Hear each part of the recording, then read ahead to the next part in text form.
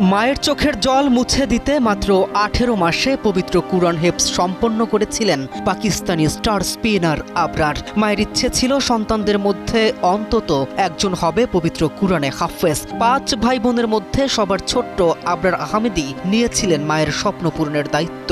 মাত্র ১৮ মাস সময়ে পবিত্র কুরআন হেফজ করেছিলেন পাকিস্তানের এই তারকা ক্রিকেটার।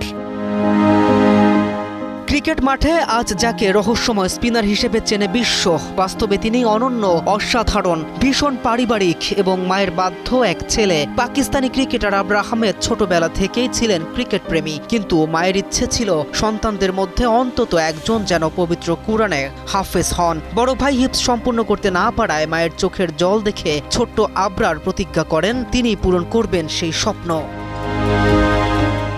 ষষ্ঠ শ্রেণীতে পড়ার সময় শুরু করেন কুরআন মুখস্থের যাত্রা। কঠোর পরিশ্রম ও মায়ের দোয়ায় মাত্র ১৮ মাসে ৩০ পারা কুরআন মুখস্থ করে হন হাফেজ। এরপর ক্রিকেটে মনোযোগ দিয়ে নিজের প্রতিভার পরিচয় দেন।